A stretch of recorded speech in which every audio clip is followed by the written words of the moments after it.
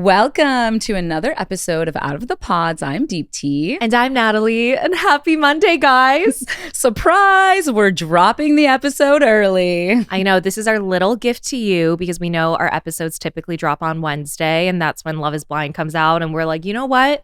I think people want to hear our recap. We're such a narcissist. We're like, people want to hear what we think early, okay? Yeah. No, we just had to get the info out because honestly, we can't hold in our own thoughts. And I needed to chat with you about what's going on. Yeah, 100%. And to be honest, I just wanted to hear the pod besties' opinions. Like, what really sucked is when we dropped our episodes on Wednesday, when the new set of episodes for Love is Blind season 9 came out. And then our pod besties is like, oh, this person now does this thing. And I was just like, oh, okay, no. Like, I hate that. Yeah. I hate that. It's a little too delayed. And you know what? We needed to adjust. Yeah. So here we are. Happy birthday. Happy birthday. It's our little gift to you. Before we start a recap of the episodes 7 through 9, I did want to talk about some things that I'm just seeing on social media. The first thing is that Blake, who we haven't seen in this new set of episodes, the last time we saw him was literally episode 2. Mm-hmm. He's doing so much press and I'm kind of confused why. There was an official press day, which included Calabria, Madison, Allie, Jordan, and Blake. And I was like, wait, why is Blake there? It shouldn't be I don't know, even Patrick. It should be Patrick. Even Brendan.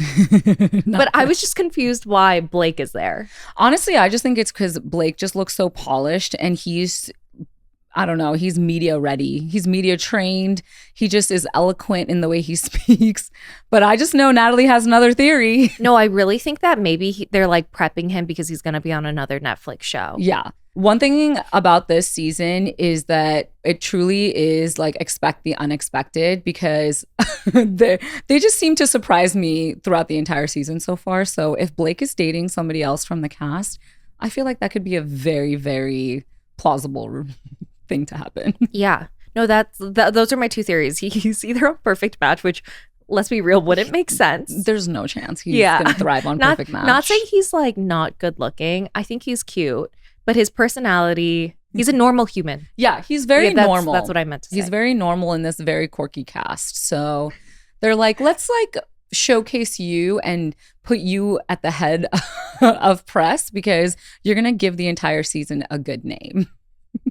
No, but going back to why he's doing so much press is he's either on Perfect Match or he's with one of the female cast members. I'm intrigued to see if he makes it to Reunion because I don't know what he would say at Reunion. Listen, if he makes it to Reunion, I was like, something's up. Something's definitely up. Yeah. Maybe they'll be like, surprise, there's a new TV show coming out. I think it gives hope to cast members in the future Love is Blind seasons where they leave early on in the pods. They're like, we get screen time. There is a chance we get screen time. Because for past seasons, I think when you're filming the show, the thought is if I don't get engaged, I don't get any screen time. But obviously that's not the case anymore if you look at the recent seasons. Yeah. And especially with this season, it makes most sense for people like Anna and Blake to leave. And it kind of makes the plot thicken even more. I felt the absence of them and they also are memorable to me now because of it. Yeah. And I feel like this is Kinetic Content's way of keeping the show fresh without changing the format where new things that you haven't seen in previous seasons are happening on this season and future seasons. Even though people leaving early has always happened on previous seasons, it's just never shown in the actual show. Yeah. And don't you think this is the most entertaining Love is Blind season we've had in a while? Yeah. Yeah. I'm glued to my screen. Whenever Joe and Madison fight, I get excited. What? That's sick. I know. I'm like, this is good TV. Okay, it is very good TV. I actually really like this season. I think it's so entertaining. I'm not rooting for any of them. None. But I was like, I love how messy this season is. Yeah. To be fair, they're not even rooting for themselves. I will say because they're so messy, I don't see any of these people gaining a bunch of followers. I feel like that's a priority now for the cast of the recent seasons of Love is Blind. Okay, how do I turn this into an influencer career? Which I don't blame them. I love that. Get your bag. Yeah. But I feel like Love is Blind is changing where you see recent casts they're not building the followings as the past seasons, but they're definitely messy. They're so messy. And Yeah, I don't even know how to feel about it. Let's get into it. Let's Yeah. get into it. Let's start with Joe and Madison. Let's start. Let me pull up my little notes. I took notes during their fights too because I was like, what are they fighting about? Natalie, I watched their fight 3 times. Same. I was like, wait, what did I miss? Because how did this fight even start? Here's what I think about this fight. Which fight? Yeah, Because there's literally which fight? all of their fights. All of their This fights. is what you think about all Yeah. of their fights. The common denominator to all of their fights is one, Joe does not know how to communicate his thoughts. He literally does not know how to form a sentence to communicate his thoughts because he is tiptoeing around Madison's feelings and he doesn't want to set her off. But by doing that, he sets her off. She's emotional. Yeah, Yes. she's deep in her feelings, you know? I don't know which is worse though, because if I were Madison, like, and I'm not saying this is a good thing for me to do, but I will internalize everything. Mhm. So I will listen very carefully to Joe's, confusion on the process of Love is Blind, because clearly he didn't read his contract Yeah. and doesn't know what's happening. And he's like, wait, you're not worried? And she's Yeah. like, you didn't know what you were getting yourself into? Like, what are you doing here? Yeah, and remember when he even talks to the boys and he's like, wait, we get married in 3 weeks? I'm like, Joe, what in the world? He's just, I don't know. He's just there for a good time. And Madison, I think, is actually there to find love. And wants a relationship. Yeah, and and she's marriage. like marriage minded. But yeah, I think that's where the disconnect is. Their communication styles are so different that they just can't get on the same page. Okay, I don't know if this is an unpopular take or if anyone's thinking this too, but I think Joe is actually very manipulative. Mm. I think it's just harder to see it because he comes off as a doofus, for lack of a better word. Like, I don't know. Fair. You know, like he Yes. just comes off like dumb and fratty and like a doofus. Yes. But I actually think he's low-key manipulative. Mhm. Like, for example, when they get back to Denver and they're having another fight. It's the first fight in Denver where he's all like, you don't have any worries, like any reservations. I was like, listen, the way you started that conversation is manipulative. Yeah. If my fiance was saying that to me, like, you don't have any worries or reservations, I'd be like, whoa, what's going on? Like, why are you wording it like that? Yeah. Every single couple has worries and concerns at this stage of the process. But you just don't start off with saying, like, aren't you worried? It's like, Joe, express what you're worried about. Like, yeah, like, what are the specific things that you're thinking about in your brain? Don't just like word vomit random shit and expect her to just sit there and be like, yeah, Joe, like, I agree. yeah, no, 100%. I was like, there's a difference of starting a conversation like that versus being like, hey, I have reservations and worries, and here is what. Actually, why am I even saying that? I would never expect Joe to start a conversation like that. That's so true. But that would be like how a normal person starts a conversation. Meanwhile, you got Joe who has amnesia 24/7. Of course, I would never expect Joe to start a conversation like that. Like, what am I saying? But the reason why I feel like he's manipulative is because he knows he's not attracted to Madison. He knows he's not going to marry Madison, but he's still leading her on by confusing her, specifically with sex and false words. Yes, absolutely.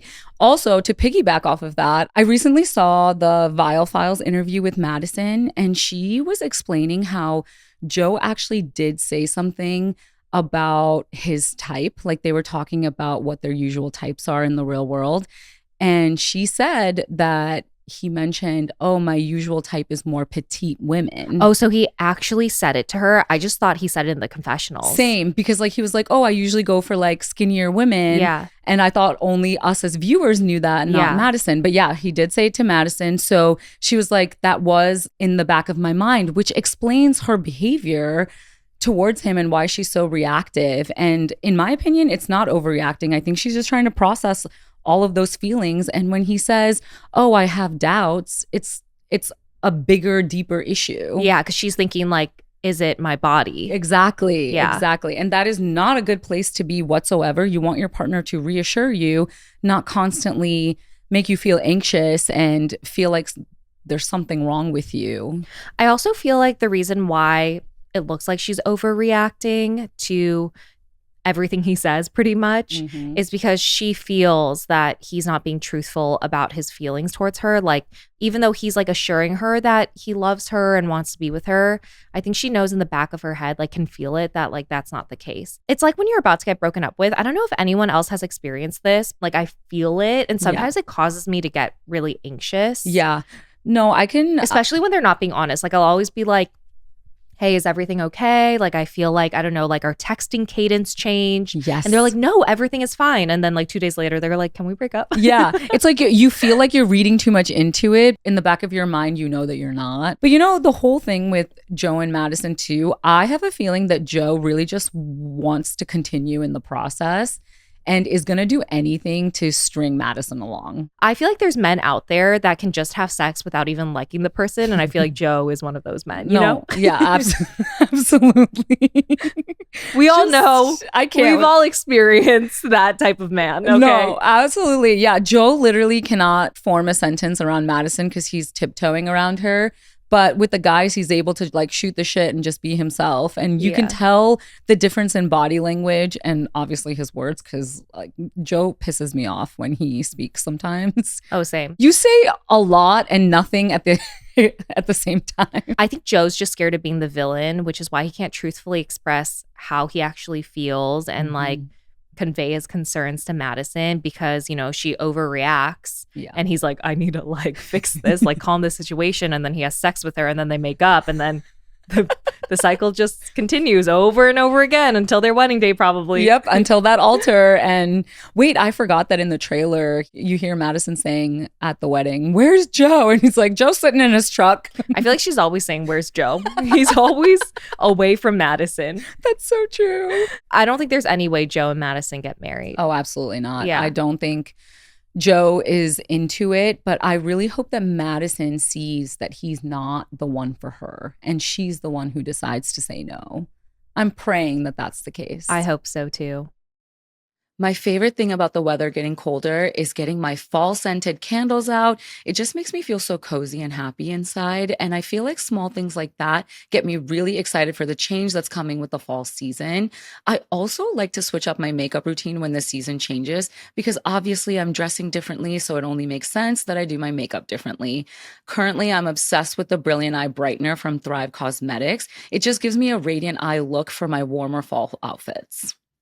I'm wearing their liquid lash mascara right now. Like I use it all the time. But my favorite thing about Thrive Cosmetics is that they make certified 100% vegan and cruelty-free products. And it's all made with clean ingredients. Also, for every product purchased, Thrive Cosmetics donates products and funds to help communities thrive. So it means so much more when you buy their product. You're not only enhancing your glow, but you're also helping others. They have given over $150 million in product and cash donations to 600 plus giving partners, which is so amazing. Complete your fall look. Go to thrivecosmetics.com/outofthepods for an exclusive offer of 20% off your first order. That's Thrive Cosmetics, CAUSEMETICS.com/outofthepods. Another couple that surprisingly fights a lot is Annie and Nick. I actually don't know why they fight because what was that fight about in Mexico? I tried to rewatch it to figure out where it went wrong, but I thought Nick handled it so well because Annie just lost her shit out of nowhere. I want to give Annie a little bit of grace though, because you could tell in their Mexico fight, she was so drunk. Oh. Like so drunk. And I feel like when a drunk person is fighting with a semi-sober person, I think Nick was sober. Well, he was acting sober. It's just never going to be good. Like the drunk person is just going to not understand what's happening. Yeah. And I think Nick handled it so well because he's like, let's just get some rest. And she's like, oh, fine. Let's just. She's like, I don't need you. I just want you. And he's like, okay. I think that was so funny. But no, you're totally right. I think she was drunk. Yeah. So it's unfair in that way. But it's not an excuse. When I get drunk, I don't just start fights out of nowhere. Well, I think how the fight started is Nick says to Annie, oh, the guys were talking about like, if our wedding is tomorrow, what would we say? And, all the guys are kind of unsure. And she's like, you're unsure? I'm 100%. She goes, I love you. Like, I'm sure. I mean, she didn't say, that's not exactly how it went down, but I think that was like what she was thinking. Like, you're unsure? Like, I'm so sure. Yeah. Like, I love the fuck out of you. That's something she actually said. And I was like, okay. She did say that because he was like, I'm going to go to bed. And he's like, should I go to another room? And she goes, no, Nick, I love the fuck out of you. He's like, okay. He's like, I'm going to go to bed. Wait, my friend texted me this. He goes, Nick sounds like what I think my chat GPT sounds like when I complain to him being his chat GPT. And I was like, That's so funny. He's very good at like calming down the situation. So I do applaud Nick for that. And I'm actually starting to like him a lot more in these episodes because he's just seems like a sweet guy. And there's something about the couples meeting the family, or maybe it's like the viewers meeting the family, that like humanizes all the contestants. yeah. And I'm like, oh, like his mom loves him so much. And like, you know, it's like his dad was so sweet. And I'm like, Nick, you're a nice guy. I felt bad when Nick's mom says that Nick is a sensitive soul or something like that, because obviously there's a lot of allegations out there on his sexual orientation. I just couldn't imagine how he feels. Like, it's embarrassing to see that about yourself and to have TikToks made about that. So I think when she said, like, he's a sensitive soul, it hurt my soul, being like, I wonder how he feels about all the backlash out there. I know. I do worry about that too, because he does just genuinely seem like a nice person and a good guy with a good heart. Like, maybe he's going through some things, but I don't know.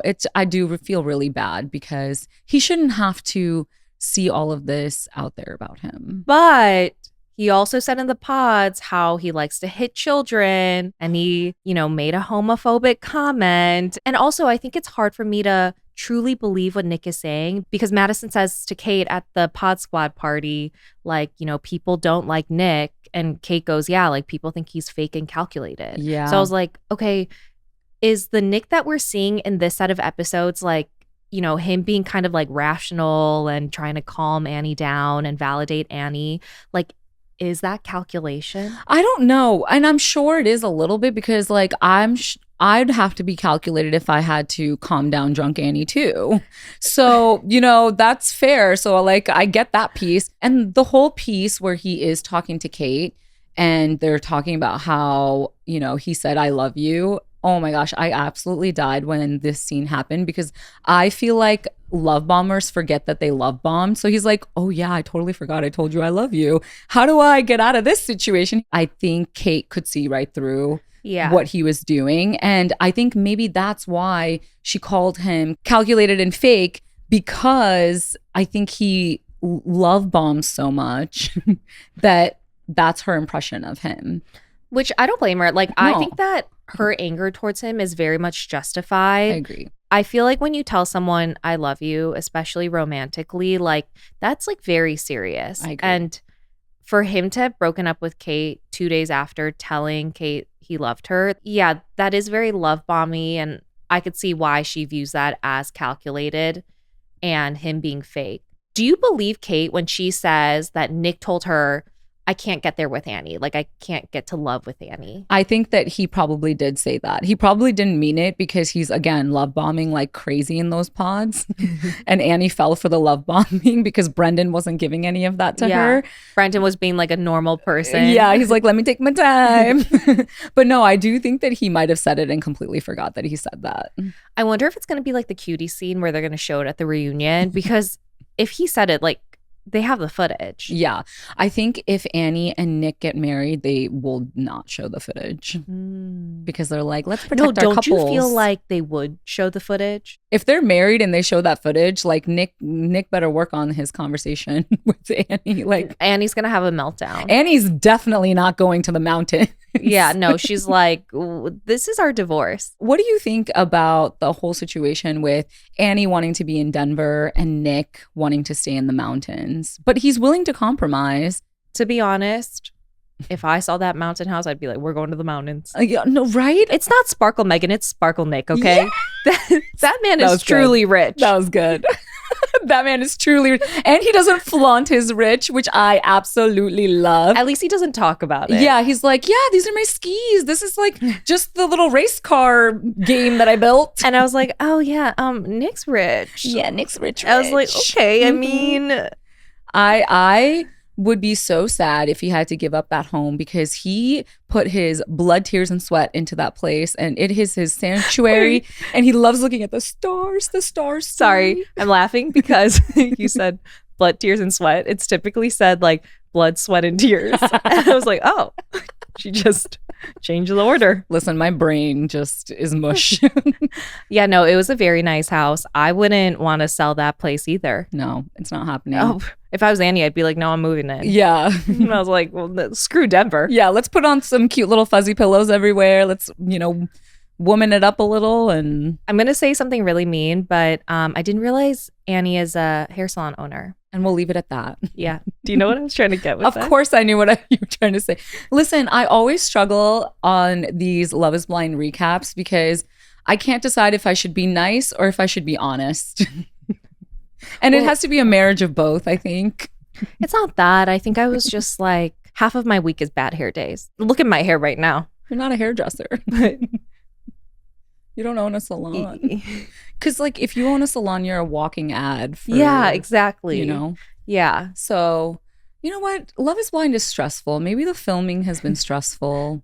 And my hair would be the last thing I worry about. That's the only thing I was trying to say is, like, I feel like if I was a hair salon owner and on an international TV show, I would want my hair to look like perfection every time I filmed. Yeah. Because you don't film 24/7 when you're back in Denver. Like, you only film like a few hours a week. So you got the rest of the time to, like when we got ready for filming, you had like a couple of hours to like get ready if you wanted to. Yeah. And you could tell the producers like what time you wanted to film. Yeah. A lot of people had like crazy work hours. Like Shake was working all the time. Yeah. Which is kind of a blessing.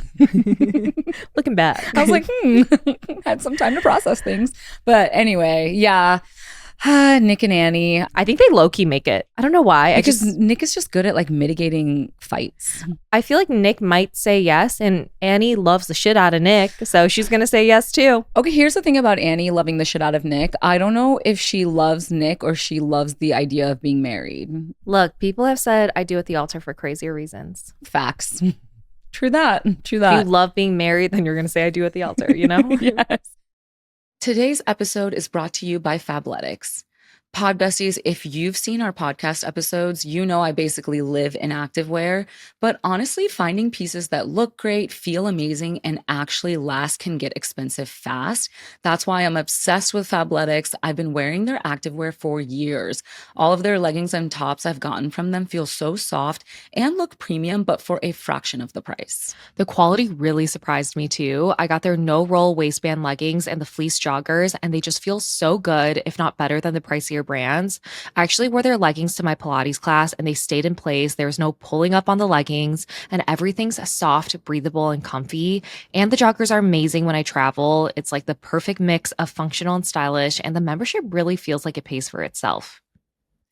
Treat yourself to gear that looks good, feels good, and doesn't break the bank with Fabletics. Go to fabletics.com/outofthepods and sign up as a VIP and get 80% off of everything. That's fabletics.com/outofthepods to sign up as a VIP and get 80% off everything. That's fabletics.com/outofthepods. You know who else I think wants to be married, but to a rich man? Allie. Oh my gosh. Allie and Anton. Okay, we have seen more of her personality in these sets of episodes than the first 6 combined. Yeah. Okay, let's get into it. How do we feel about Anton and Allie? I'm confused by them. Like sometimes I feel like they could make it, and then sometimes I'm like, there's no way.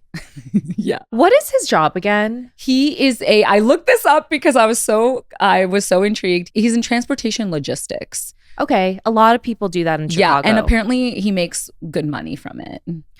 Okay. The only thing I was confused about is when they're talking about joint bank accounts where he's like, why would you need your own separate account? But I feel like that's really common when you have a couple where both people work. They typically have a joint account, but their own separate accounts too. Yeah.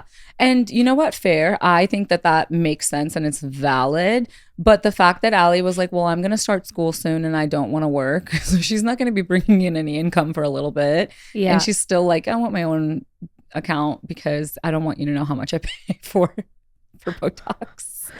And honestly, fair. I know she's kind of being edited as like this woman who wants a rich husband type of thing.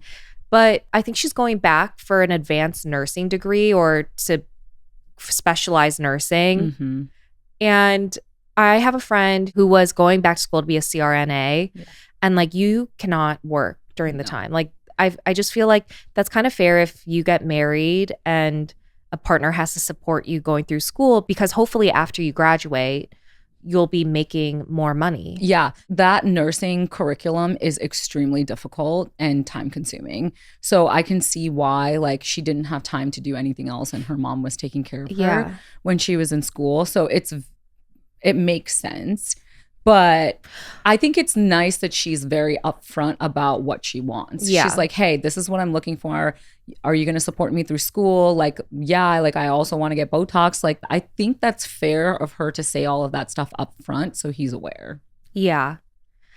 They're definitely a mismatch though, but like not a big mismatch. Yeah. What did you think about that moment where Anton's friend's girlfriend tells Allie about like Anton going to strip clubs and things like that? Like they're in the bathroom and like, you know, they're having this conversation. I was so excited for you to ask me this question because this was TV gold, and Melissa, I think is her name. Yeah. She is in a lot of trouble with Anton. Oh, Anton's probably fucking pissed. Honestly, Melissa, thank you. You are Yeah. a girl's girl. Thank you for letting Allie know. That felt like a real conversation. Like Melissa didn't realize like they were gonna use that footage. Exactly, because you know when you go to the bathroom with the girls, you're chit-chatting, you're kikiing. When you think the camera's not on you, you're like, oh yeah, like I could speak into my mic when I'm in the bathroom. Like they're not gonna show it. Exactly. Like there's no camera in here. Oh, little does she know about reality TV. Yeah. They will use that footage.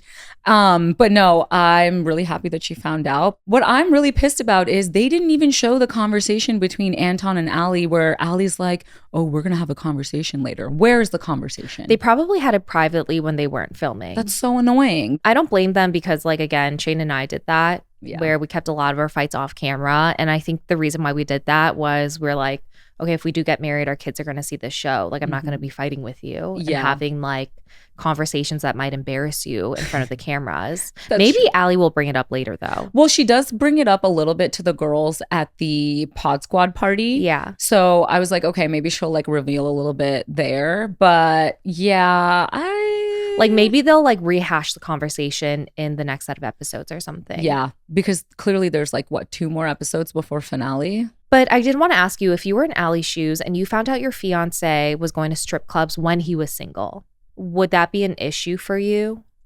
Honestly, yes. Same. I think it would be a big issue for me because I'm not saying that there's anything wrong with going to the strip club, but I wouldn't want my future partner to be doing that even just 4 months ago when he was single. You know what I mean? Like that plus the fact that he's also drinking in the mornings after his night shift. He's like having mimosas or has like a couple beers in the morning. I think that's a little problematic. I agree. But then I'm thinking like, how is that any different Yeah. from people who work 9 a.m. to 5 p.m. jobs and they come home and have like 1 or 2 glasses of wine? Yeah. Like his schedule's just flipped. I know. And I was thinking that was in the back of my mind too. But there's just something about the morning that is off-putting. Yeah. You know what I mean? It's not like 9 a.m. beers Yeah. just don't hit the same as like a 6 p.m. glass of wine. Exactly. Yeah. Exactly. It's not 5 o'clock anywhere. You know? No, 100%. Maybe I just can't relate because I've never been the type to ever drink alone or to like pour myself a glass of wine ever. Like it's just not me. I always think of drinking like as a social thing. That's always Actually, been my case. I'm going to be honest. I've never really poured myself a glass of wine, but I have like if I'm going Like once in a blue moon, because as soon as you said that, I looked at you and I was like, bitch, when have you done that? if you really know me, I actually don't ever drink. You don't. Like I only drink in social settings. Yeah. And if I do have a drink, it's like 1 or 2. And she's wasted. Yeah. But I feel like, you know, I know that's what you mean. normal. That's like the most relatable thing ever. Yeah. After a long, hard day of work, like pour yourself a glass of wine or have a beer. Like I get it. That's like normal in society. Yeah. But So maybe we give him a pass on that piece. But the fact that he was like partying really hard, that's not the problem. I think the problem is the way he framed it to Allie and said, oh, his friend is the one who does all of that, but I'm going to calm down. Like that kind of, it's But like what if- fibbing a little bit. But what if that is the case? Because like what if Not according to Melissa. No, I know, but what if Melissa has like a different view because it's Melissa's boyfriend. You know what I'm saying? Oh, you think like Melissa's boyfriend's telling Melissa the same thing? Yeah. Like, oh no, we do it together. Yeah. You know, They're both degenerates. because like face Melissa it. doesn't really know Anton. Yeah. Melissa's only been dating Anton's friend for 4 months. 4 months, So it's yeah. like, what if Melissa's viewing it of like, you're the problem, Anton. You're dragging my boyfriend, True. you know? Because she's like biased because she wants to think highly of her boyfriend. Yeah, and plus like Anton was single and then his friend was with Melissa, so Yeah. like the roles have been Yeah. reversed. So maybe like Anton is different as a married man or an engaged man. That's why I was struggling with it, because I feel like I would feel the same way of Allie, of being like, okay, that's not the lifestyle I want.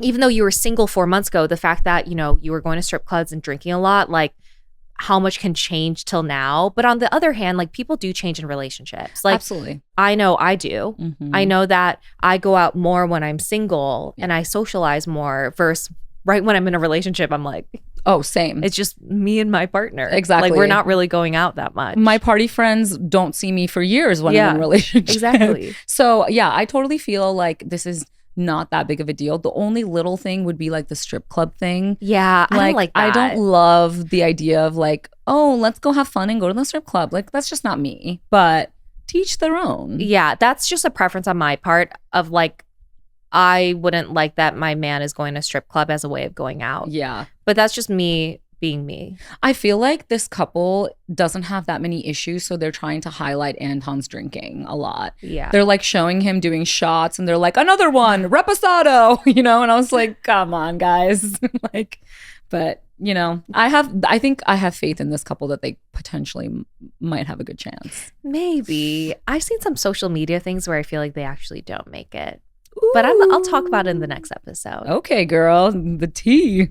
One last thing about Allie and Anton. I loved right before the Pod Squad party where he's like, oh yeah, I'm sure there's going to be a lot of flirting. And Allie's like, you can flirt. I'm not your mother.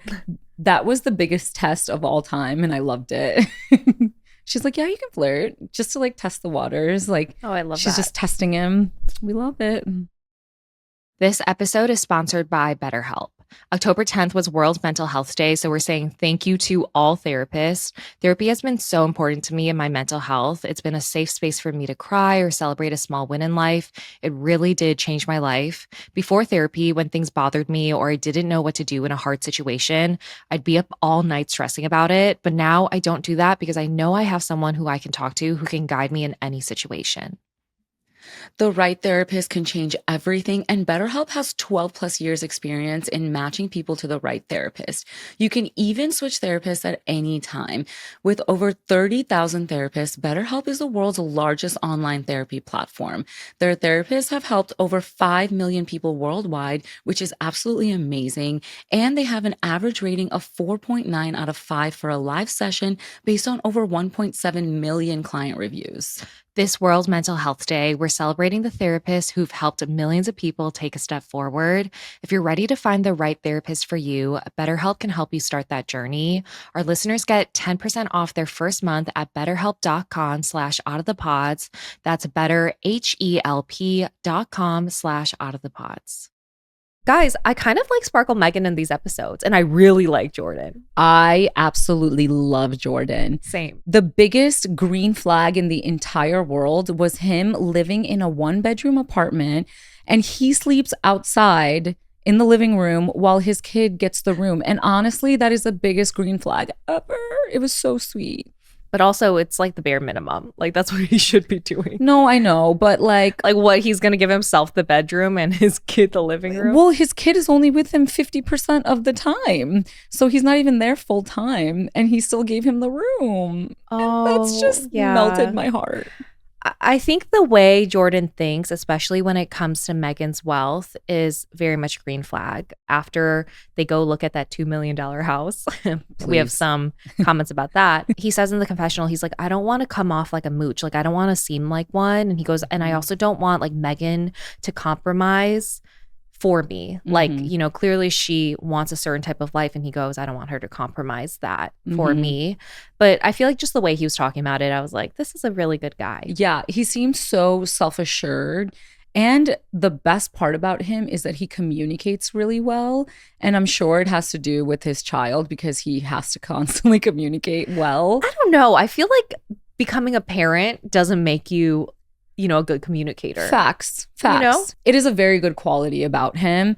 And I do think like Megan and Jordan, if they can figure out like the financial aspect of it and also like the power struggle, because I think that's going to be their biggest downfall. If one or the other like kind of teeters on the power because, Megan is bringing more money to the table, like Jordan can feel less than because he's not contributing as much. If they can handle that like power imbalance, they might actually have a shot at making it. Yeah, because I think he says in his confessionals as well, he's like, I want to also like provide for her. Like, I want to be a provider. Yeah. So yeah, I do feel like there is that delicate like power balance. Yeah. Do you think it's weird that Megan doesn't live in Denver right now? Like, I was like, why is she on the show? I know. I thought the same thing. Like, she lives in LA, but she was relocating to Denver. But like, did she relocate for the show? That's what I was thinking too. I think she honestly lied during the casting process. And then when she was chosen, she had to do like a quick switch. I think that's what happened. That's the impression I'm also getting. But can we just talk about the house thing? Like, Megan. Sparkle Megan. That was not a good look for her. Not at all. Like, it just like comes off very show-offy. Yeah. In what world do you and Jordan need a 6-bedroom home? Yeah, especially because he's like, I live in a 1-bedroom where I don't even have my own bedroom. And then here she is being like, okay, we're going to go tour a $2 million house, which I feel like was just for the show. Yes. And she's like, and then we're going to sell my LA house for 1.5, which means that, we're going to owe $500,000 and we're going to split that. We're going to split the down payment. Okay, Megan, read the room. Like, what makes you think you could say that to Jordan right now? Yeah. Like, what? And it seemed like the realtor was her friend. I mean, maybe producers like pushed for that scene to happen, but I feel like Megan had a hand in it. Like, obviously she agreed, like, yeah, we're going to tour a $2 million house. And like, she also said the things that she said. Mm-hmm. It just made me cringe. You're trying really hard to like show off in front of the cameras about your wealth, unlike Nick, who rarely talks about his wealth and kind of, again, shows that he's wealthy through like what he has. And that's the thing about Megan is like, yeah, maybe she's trying to be like, oh, like, look how rich I am. Look how like established and like successful I am. But indirectly, she's making Jordan feel less than and kind of like making his insecurities kind of bubble up to the top, which I guess is a good thing before they make it to the altar to talk about those things. But yeah, I just didn't love the energy around it. It's the way she was doing it that I was like, Megan. I think the reason why I'm going so hard on her about it is because it's my biggest ick. It is. Like, especially when men do it, it's like my number one thing. Like, when a man shows off, whether it's about his accomplishments or his wealth, whatever, that's my thing where I was like, I fucking hate that. And I also hate when women do it too, and Megan's doing it. So I think I'm like mostly bothered by it.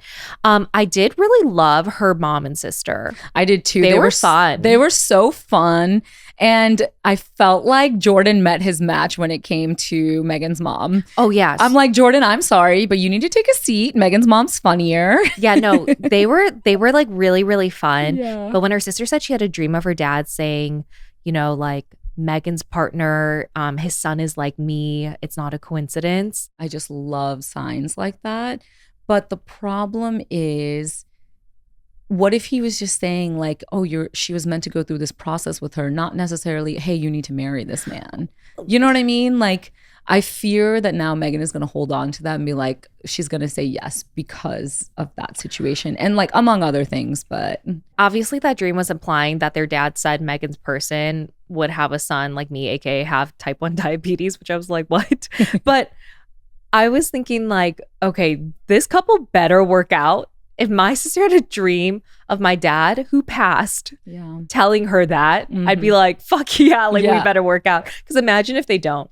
I know. Like, her sister's going to be like, I think dad was talking about someone else.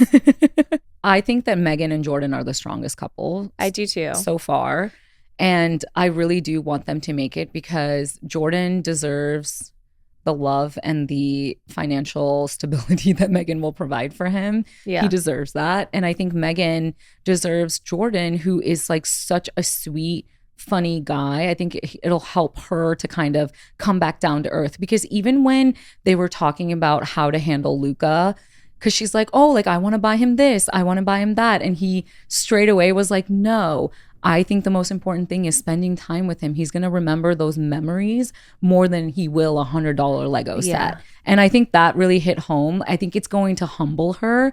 And when they come together, I think they will become a good balance. It feels like they're super serious because Megan says at that Pod Squad party, like, oh, I'm meeting Luca on Friday. And I was like, that's a huge step for Jordan to introduce Megan to his son. And also, Megan met Luca's mom. And I was like, okay, this is Jordan really trying to integrate Megan into his life. I actually think it's really sweet. It also does complicate things a lot, because even if Megan and Jordan say yes, could they live together so fast? Because it kind of is a stranger to Luca. And so I'm like, I think about that in the back of my head, and I'm like, I'm sure this is like a very difficult thing for both of them. Well, I feel like we both know that couples who get married on Love is Blind, they don't move in together right away. Exactly. Like most of them wait like a couple of months. Yeah. Some don't even move in together for like a few years. So yeah, that's true. And also like everyone has their own leases, like they have homes. So it takes a while to integrate. So it makes sense. But I was like, yeah, that's another added layer of, you know, stress, I guess, and to make sure that you're showing up properly and for Luca. The only red flag I see with Jordan is his chicken smoothie. Oh my God, that was Natalie. disgusting. That was especially when he adds the Crystal Light packet. I'm confused. Why can't we just eat the chicken and drink the Crystal Light? I know. I was like, why do you need to blend it up? Like, why do you need to blend that chicken up? Can the gym bros, girlies, like chime in here? Is this a normal thing to do? Because that should be illegal. That should be illegal. No, I was like, he needs to go to jail. So bad. I almost cringed. I was like, is this a bit? No, literally, I was like, this is a bit for TV, right? Literally, when he said, I thought it was a banana at first. And when he pulled it up, he goes, it's chicken. I was like, wait, you're kidding. No, like, he's what? Nasty. Also, that's I was like, you know, low key, he's a freak.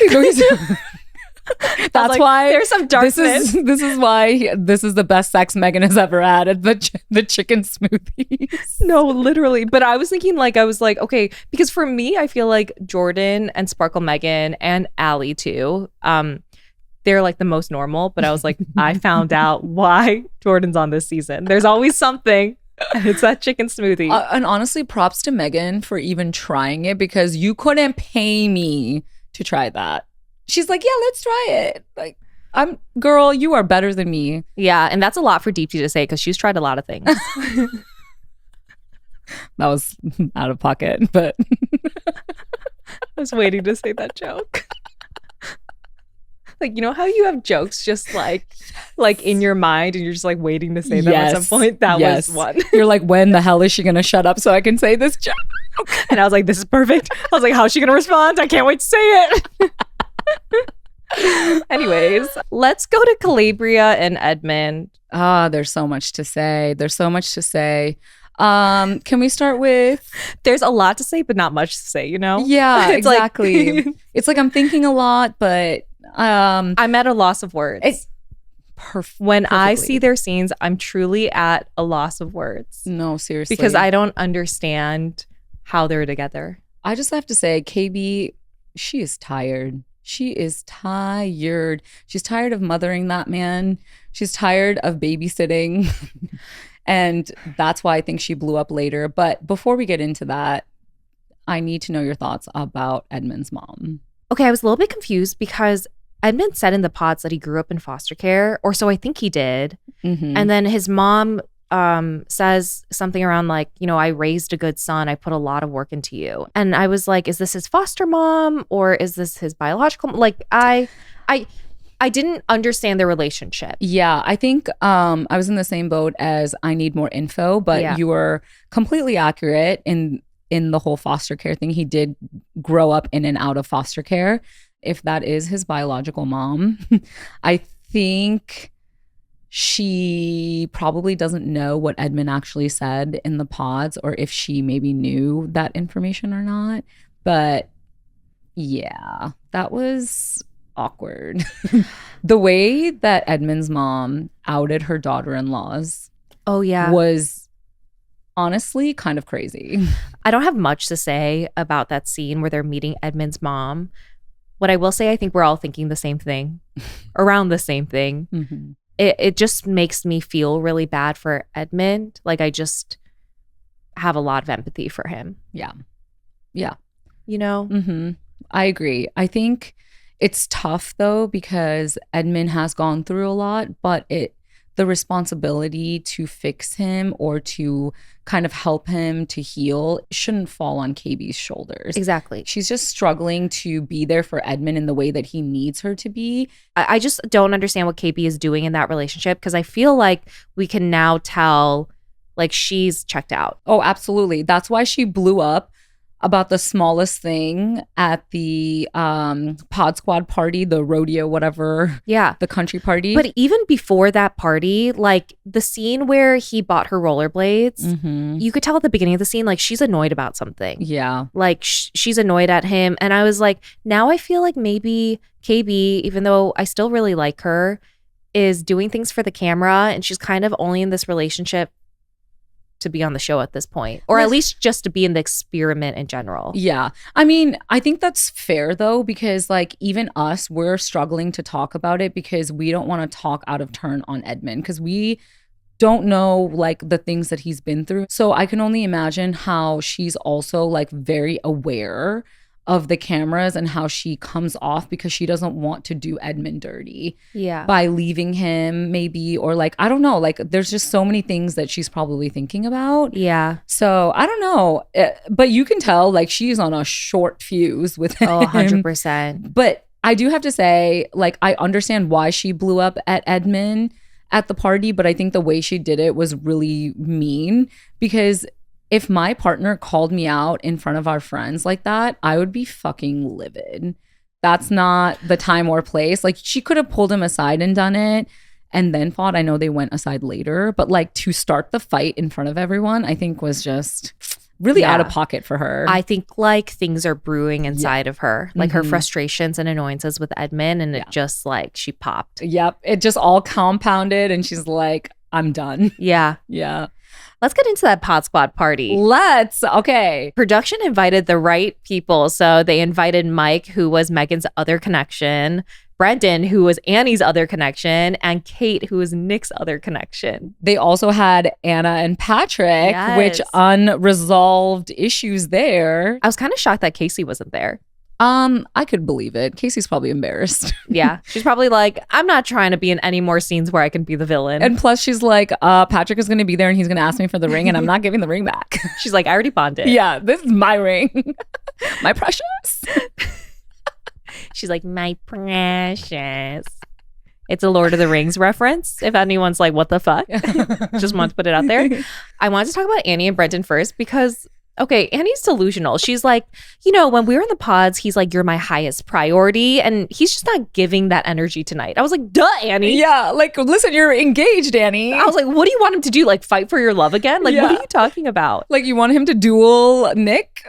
I was actually shocked that Brendan told Jordan that he's still a little hurt about what happened in the pods with Annie. Yeah. After meeting Annie, because I feel like you could very much tell that him and Annie weren't meant to be. Yeah, and the fact that Jordan had to explain that to Brendan, and Brendan's still like, oh, like, I actually should let it go. I'm like, yeah, obviously you should let it go. She's about to go to the altar soon. No, it was the way Jordan said it, though. Yeah. Jordan's like...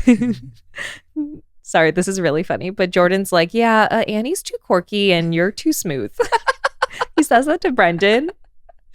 And he's like, so just let it go. If you read between the lines, you know exactly what Jordan was saying. Brendan can't see it because he hasn't spent enough time with Annie in the real world. Yeah. That was actually hilarious. But I feel like Brendan actually wants to try still with Annie, and that was alarming. Because once you leave the pods, you need to leave, bro. I feel like I don't think he wants to try, but I think it was like a hurtful thing that happened to him. Yeah. Like, it doesn't seem like he's trying to like hit on Annie and try to like win her back. No. I think he's just like very sad, which I kind of get. Like, imagine if you really, really liked someone and then, you know, you see them 3 weeks later, yeah, newly engaged to the guy she chose over you. Like, it's hurtful. Yeah, I can see that. As long as he didn't act on it, we have no issues with Brendan. But Jordan was funny when he's like, yeah, Annie's too quirky and you're too smooth. I was like, oh, okay, Jordan, we know exactly what you're trying to say and you're trying not to be mean. Can we just continue on with Jordan, because he is actually so funny. Him telling Joe to shut up because he was talking about Nick. Oh, yes. I simply could not. When Joe drinks, he has no filter. I know people are like, oh my God, he's so funny the way he talks about Nick. I think Joe is fucking mean. Yeah. I think when the alcohol flows with Joe, he literally can't stop himself from saying anything. Yeah. I think Joe's crude. I think he's mean. I think he's very, very immature. I felt really bad for Nick in this last episode because why are they being so mean to him? Like, I understand people have some reservations about him, but at the end of the day, he seems like a nice guy with a good heart. Like, why are people being so rude? Especially Joe. Like, I was like, Like, he's funny in the way he says things because he's drunk, but what he's saying is actually like douchebaggy. Yeah. Yeah, like it's funny for TV because I think Nick has a polarizing edit right now. So I think if you don't like Nick, like what Joe is saying is funny. But I think all in all, Joe's annoying and he's crude and immature and mean. The conversation between Mike and Megan actually infuriated me because of Mike. Oh my gosh, he's so weird. He's so weird. Like, clearly he's like testing the waters and being like, are you happy? Do you think that you made a mistake? Like, it's so shady. Like, Mike, sorry, you do not have a chance. This is when I knew Mike was not a good guy. When he tells Megan like, oh, I was going to DM you. Like, it's the cocky side of me. And she goes, yeah, I appreciate that you didn't. Yeah. Like, I was like, why would you even think that's a good idea? Like, you're 37 years old. Like, that is not a good idea. No. And not that it's a test in any way, but Megan passed with the flying colors. I'm so proud of the way she handled that conversation. Kept her boundaries. Yeah, because he was absolutely trying to bait her at all times, and she did not fall for the bait whatsoever. Yeah. And that made me extremely happy to see him, like, just rejected. No, he's so weird. He's so weird. And like, plus with all the allegations that are out there about him like owing so many people and small business owners money, it just makes me so angry to see that he's getting screen time. It pisses me off. I kind of like that he's getting screen time because I do think he's getting backlash, and anyone with an ego or a cocky side, like, that's hurting you. The backlash is hurting you. That's so true. He's probably like, ow, I'm not a bad guy. You're totally right. You're totally right. This hurts more. Yeah, but you know what? Watching him made me realize, like, just because you're in your late 30s does not mean that you're mature. Yeah. And don't believe everything that people tell you because people lie. Yeah. Like, believe what people show you because that man is a really good liar. I thought it was really weird that Mike went up to Jordan and was like, I need to talk to your girl, or like, I'm going to steal your girl for a sec. Yeah. But Jordan handled that like a champ. You know? No, we love Jordan. He's got so many green flags. So many. He's a green man. Yeah. It's literally, if you have an angel and devil on both your shows, it's Jordan and Mike. Green flag, red flag. Can we talk about Patrick in general at this Pod Squad party? Yes. There's so many things. Where do I even begin? Casey not giving the ring back. Casey not giving the ring back. I didn't think that I could like Casey any less, but I do because I wonder if Patrick put in extra money to upgrade the ring and that's why he wants it back potentially, or if she just thinks that like production paid for it so she wants to keep it. Good point. Because technically I don't think it's Patrick's to keep, even though Casey was the one to break up. At the end of the day, it's typically the production company that pays for the rings, and then regardless of what happens in that relationship, the women gets to keep the rings. So really it is hers. I think he just wanted it back because he was so angry at her, you know, where he's just like, you don't deserve that. Yeah. The most intriguing part of it was when he revealed that Casey wanted to break up with him hours after the reveal. Yes. I thought it was like the next day that she like kind of marinated on it that night and then was like, no, I don't think I can do this. But the fact that she did it hours after the reveal is such a slap in the face to Patrick. And I understand why he's upset. I'd want the ring back too. I agree. And the fact that she wouldn't even have a phone call with him, I know. like she's a shitty person. She is a shitty person. And you can't act that way and then go on podcast interviews and be like, yeah, I'm sorry. Like, yeah, I was gaslighting. I apologize. It's like, it's not going to just go away like that. You have to actually change from that behavior. And if you listen to some of the interviews that she's doing, she's kind of putting the blame back on Patrick. Well, like, oh, well, Patrick actually wanted Anna, so that hurt me too. It's like, okay, Casey, get over yourself. Speaking of Anna, what did you think about Patrick and Anna's conversation? I was shocked that Patrick said Anna was his number one and he would have chose her if she stayed. Okay, to me, that wasn't surprising because I could see that they were building a really good connection. And I thought that they would choose each other if both of them stayed or if Anna stayed. The only reason I was surprised is because he says in the pods after Anna left, like, oh, it's okay. Like, that was a girl who's too similar to me. And then he just doesn't show any emotions. Like, he wasn't upset that Anna left. Yeah. That's why I was shocked when he said, like, Anna, if you stayed, I would have proposed to you. Yeah. Okay. This might be an unpopular opinion, but like, I actually agree with what Anna said. If he felt so strongly about Anna, why would he propose to somebody else? It just shows that Patrick was trying to move along in the experiment and he would do anything to get there. And he was like, oh, cool. Like, I have another person, Casey. She's my backup. I'm just going to continue on with this process.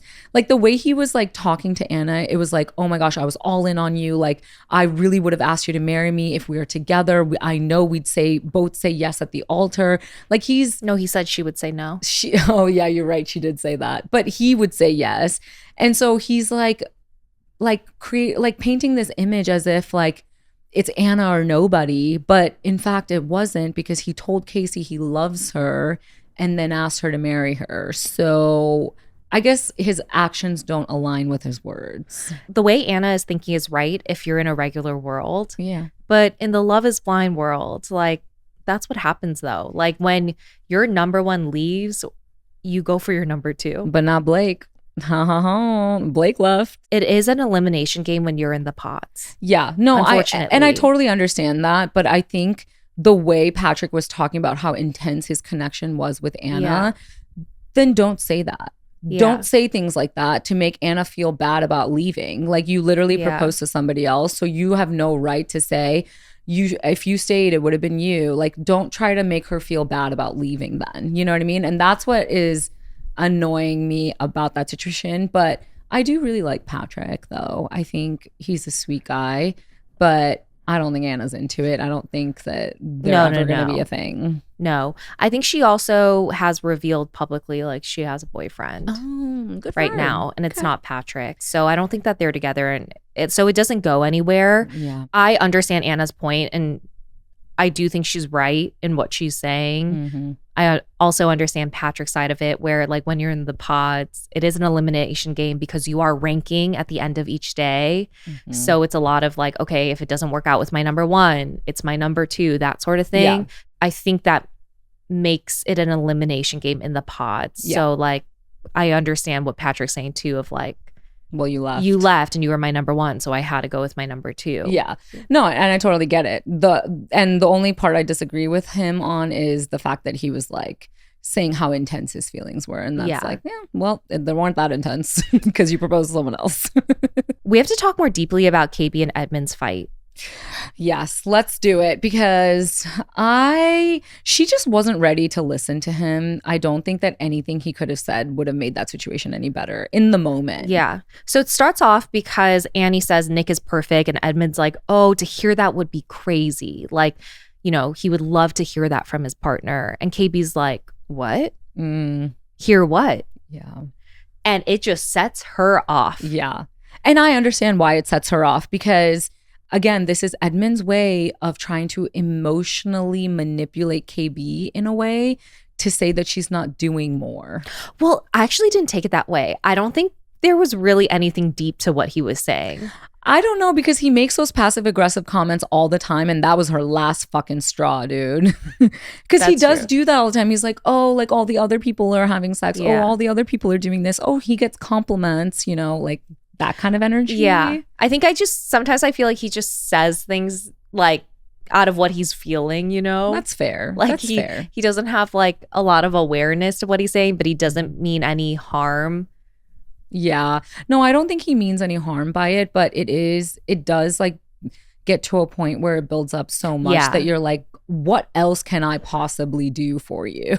I feel like in that moment, KB overreacted. Like she got so mad. And I do feel like it was a little bit inappropriate for the setting they were in, like Yeah. getting mad in front of all these people. And then, you know, she's like not really hearing him out. She's like talking over him when he's trying to explain himself. But again, I think it's just because she's so done. Yeah. And she's frustrated with him and annoyed with him. And she's just like, I can't do this anymore. Yeah, she is just so tired. And yeah, I can tell that KB's checked out because she has lost the light in her eyes. Like the fun, like energetic and lively KB that we knew in the pods and like just full of life. I feel like she seems like a little drained. I agree. And I feel like in that way, I don't blame her for blowing up. I do feel bad for Edmund because I think if you're just looking at that instance alone, like I do think she overreacted and he's probably really embarrassed. And I do feel like she was being a little bit mean, but I also understand like if I was in her shoes and my partner like continuously did things that annoyed me, it would definitely brew inside of me and I would snap at some point. Yeah, absolutely. And I fear that KB is going to continue being mean to him because she's holding on to a lot of resentment. And that's why I'm like, oh no. And I feel bad for Edmund because like he doesn't deserve it because he's just the way he is. But KB needs to just leave. Yeah, I feel like all in all, she just needs to go. Yeah. I don't think they're going to make it.